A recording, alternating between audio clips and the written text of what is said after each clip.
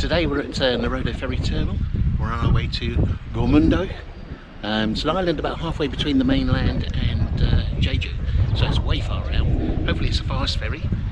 If it's the fast one, we'll be about an hour and a half on that ferry, I think. It's the afternoon actually. We're hoping to stay on Geomundo tonight, and then we'll see how it goes. So we're on our way there. It's about an hour to the ferry. I'll just go get a ticket. Oh my god.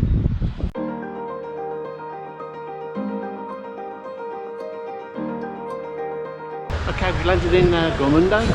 You can see the fast ferry behind me, and it was super quick, 20 minutes. Absolutely fantastic. Alright, we're going to start a little walkabout, but you've got to see the mayhem coming out of this ferry. I mean, the ferry was packed. Got to be a couple of hundred people easily. See if you can see it up there.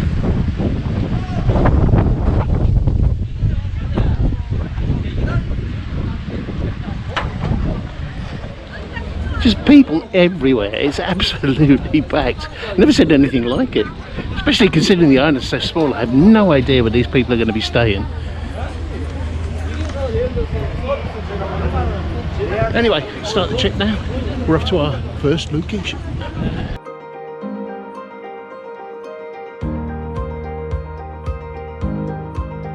Okay guys, a quick history lesson about Geomundo. In the early 1880s, the Russians had built a naval station in Vladivostok, and they came to these islands to see if they could use them as a coaling station for their vessels. The islanders didn't like the Russians, so they wouldn't do it. But at that time, the British government decided that if the Russians were going to be in Vladivostok, then they might start moving their empire southwards, and of course the first place south would be Korea. So the British military decided that they would put a base here in Geomundo, and in 1885 they created a naval station here, called it Port Hamilton, after the first Sea Lord at that time, and they were here for 2 years. So they came in 1885, but basically the Russians had a problem. They couldn't get past the Japanese, and the Japanese kept beating them. So the Russians never came down this far. So in 1887 the British left. But in that period, about 10 people died. And as is natural with British colonialism, where you die is where you get buried. So there is actually a military cemetery for the British here in Geomundo. And this is it, right behind me. Look at this. So this is the British military cemetery on the hill of Godo, one of the 3 islands of Geomundo. I'll put a map up for that. I'll show you the 3 islands, but this is on Godo. And yeah, there was a military base here for 2 years. Obviously the British continued to use it after that. They continued to use it just as sort of a replenishing place and place for R&R, but it was taken over by the Japanese essentially. And of course by 1910 the Japanese took over the whole of Korea, and Korea became an annexure of Japan. So Japanese colonialism was 1910 to 1945. So here we go, the English military cemetery.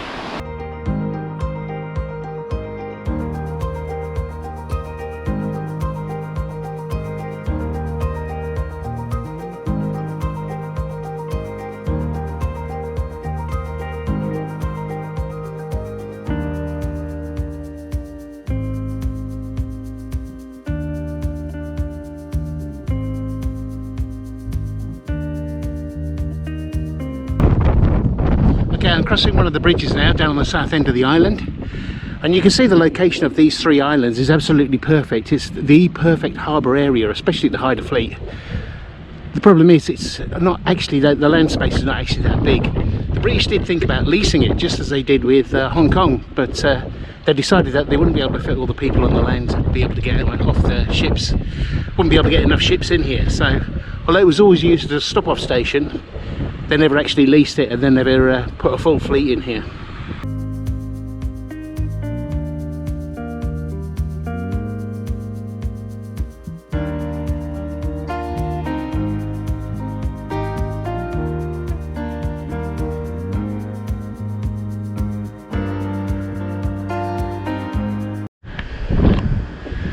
Here we are, Geomundo Lighthouse, built by the Japanese, finished on April 12, 1905. When the British left in 87, the Japanese took over. It wasn't an occupation, they just used this as a forward fishing base. So they created a lighthouse so you could find the entrance to the harbour. There's a more modern one there as well. Here's a quick aerial from the observation deck right next to the lighthouse. There's the original. That's the new one.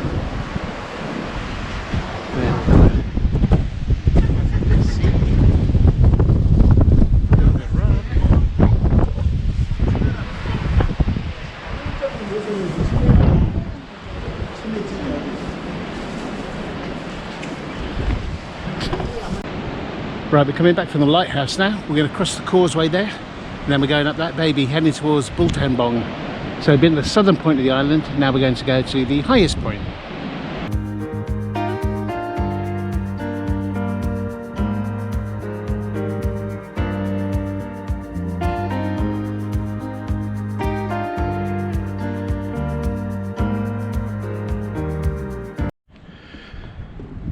Bultanbong Peak.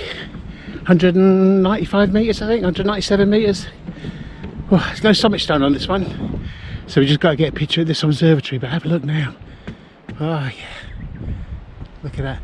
You just see the lighthouse in the distance there. That's where we were earlier, and then we came across all this ridge here up to where we are now, down into the harbour.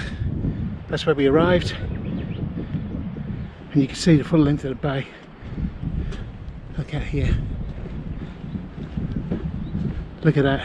That's the harbour where we arrived, and that's the full extent of the bay there. You can see why it was strategically, it was perfect for a Navy force. Absolutely fantastic day. So it's a little bit cloudy. Sun's just about to go down, as you can see here.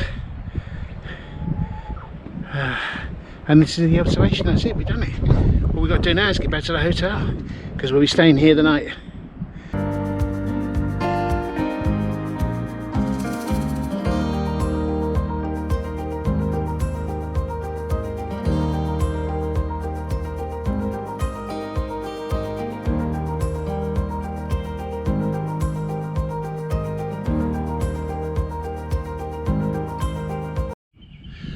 This morning we're at the northern end of Geomundo. Quick aerial here. This is obviously the bridge. There's the harbour. Where we came in on the ferry is way down the bottom there. You might be able to see the ferry just going in now actually. That's the ridge we did yesterday.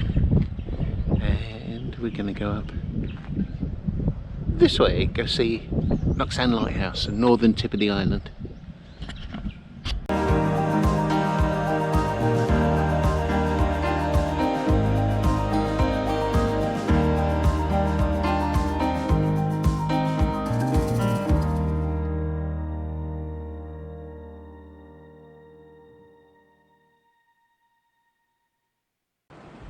Here we go guys, northern tip of the island, Nok-San Lighthouse, unmanned lighthouse this one,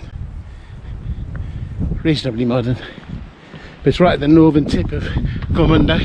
I'll give you a quick aerial from the bottom of the lighthouse, it's all sea out there. There we go, this is the entrance to Geomundo. That's beautiful, how cool is that? Horrible day, it's just about to start raining, so I better get my butt in gear, get down to the ferry port.